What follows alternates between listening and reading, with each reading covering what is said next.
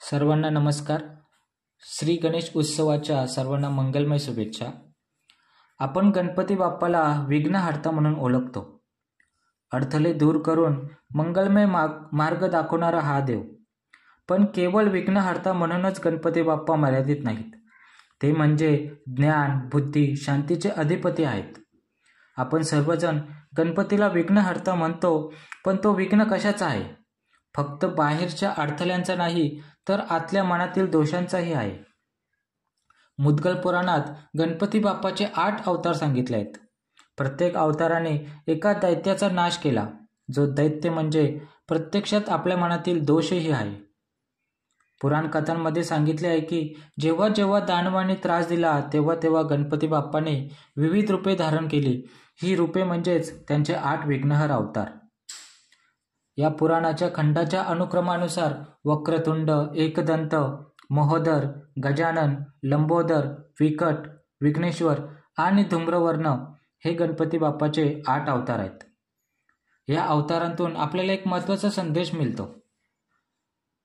जीवनात कितीही अडचणी आल्या, कितीही विघ्नांचा डोंगर उभा राहिला, तरी श्रद्धा, बुद्धी, धैर्य आणि योग्य आचरण यांच्या बळावर त्या अडचणींवर मात करता येते.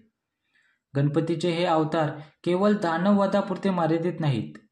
ते आपल्या दैनंदिन जीवनातील अज्ञान, लोभ, अहंकार, राग, मत्सर यांसारख्या दानवांवर मात करण्याचा मार्ग दाखवतात. गणपतीचे हे 8 अवतार आपल्याला शिकवतात की मत्सर, अहंकार, मोह, लोभ, क्रोध, काम, स्वार्थ, ममता व अज्ञान हेच खरे दानव आहेत. त्यांचा नाश केल्यावरच जीवन मंगलमय होते. म्हणूनच गणपती बाप्पाला आपण विघ्नहर्ता, मंगलकर्ता म्हणतो. गणपतीचे हे विघ्नहर रूप आपल्याला सांगतात की खरी पूजा म्हणजे मन शुद्ध करून अंतर्गत शत्रूंचा नाश करणे. प्रत्येक कथा ही केवळ पुराण कथा नाही, तर जीवनातील तत्वज्ञानाची शिकवण आहे. गणपती बाप्पा आपल्याला शिकवतात, जो विघ्नांचा सामना करतो त्याला अखेर विजय मिळतो. मुद्गल पुराणातील प्रत्येक अवतारात काही विशिष्ट विघ्नाला यशस्वीरित्या तोंड कसे द्यावे याची शिकवण आहे. कालरूपाने आयुष्यात सतत भेडसावणारे प्राक्तन आणि त्याचबरोबर आपल्या अंतरात दडून बसलेले राग, लोभ, असूया, मोह इत्यादी भोवरे अनेक प्रकारची विघ्ने सातत्याने निर्माण करीत असतात. अहंकार आणि माझे माझे करण्याची वृत्ती तर आपल्याला परमेश्वरापासून वंचित करतात.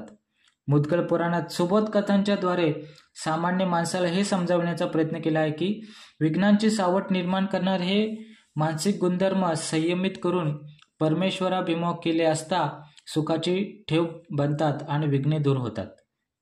यासाठी मनोवृत्ती मारण्याची गरज नसते, किंबहुना ते शक्यही नसते.